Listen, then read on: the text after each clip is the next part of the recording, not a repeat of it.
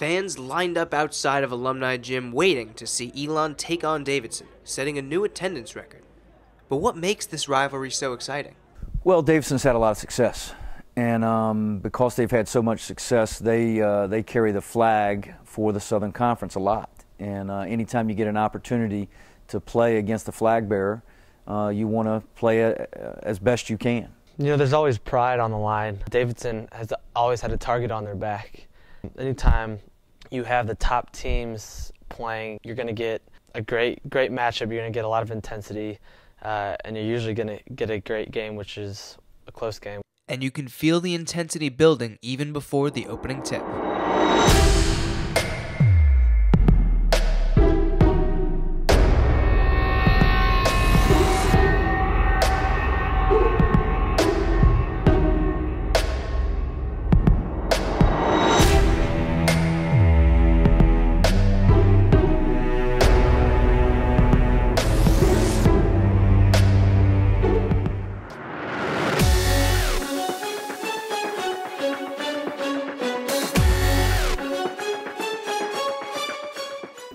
Chris Zarapovic scored the first points of the game for Davidson from behind the arc, but Jack Eisenbarger quickly retaliated with an old-fashioned three-point play, the start of what would be a very physical game.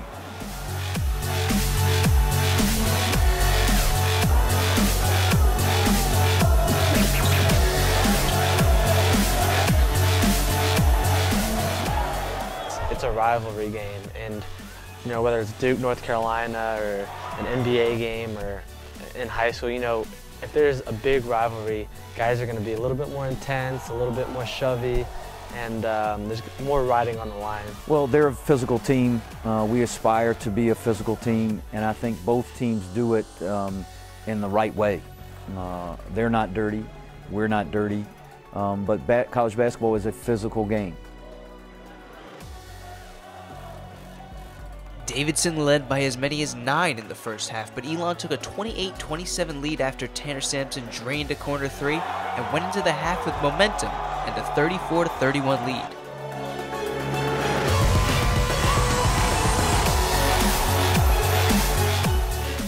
Even with a 3-point lead, Coach Matheny and the team knew going into halftime they could not get complacent, as there was still a whole 20 minutes of basketball to play.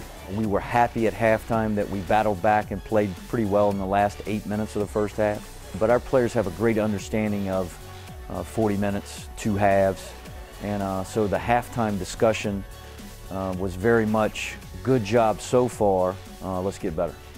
When the second half began, the atmosphere in Alumni Gym went from loud to deafening, and the added support didn't go unnoticed by the team. Being a guy who's been here for 3 years, I have more of an appreciation for fans coming out to the games and showing more and more support. It means so much more to me. I think the older guys who have seen, you know, a gym that, you know, gets maybe halfway filled up or 3/4 of the way, but now sold out arena, you know, people standing up here in the rafters, it seems like. You know, we have a great appreciation for that, and you know, we love the energy that they give us during the game. And that excitement carried over into the game action. In the second half alone, there were 7 lead changes, with almost the entire 20 minutes spent with each team within 1 basket of one another. Elon stood in the game largely thanks to Lucas Troutman, who scored 9 of his 11 points in the second half, despite not being completely healthy. I love his toughness, and he has not been 100% down the stretch, but I know he wanted to play, and he would have played every minute we would have allowed him to play. And I think that's really been an improvement for Lucas through his career here. He has really, already being tough, gotten tougher. And he showed that with his ability to play through a little bit of pain with his ankle injury. Even with Troutman's hard work down low, miscues by Elon kept them behind late in the game.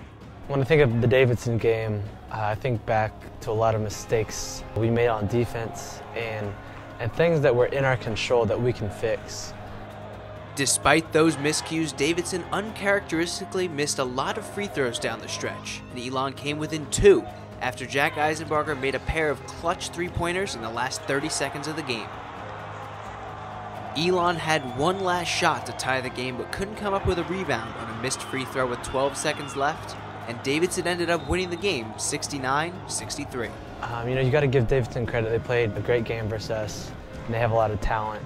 But at the same time, we know there's mistakes that we made that we can change to get the victory. I thought we played competitively tough for 40 minutes, and it didn't work out. We didn't get the victory, but competitive toughness is a big factor regardless of who you're playing. And that's something that we talked to our team quite a bit about after the game, that for 40 minutes we were competitively tough. Let's do that again, and let's correct the mistakes that we made.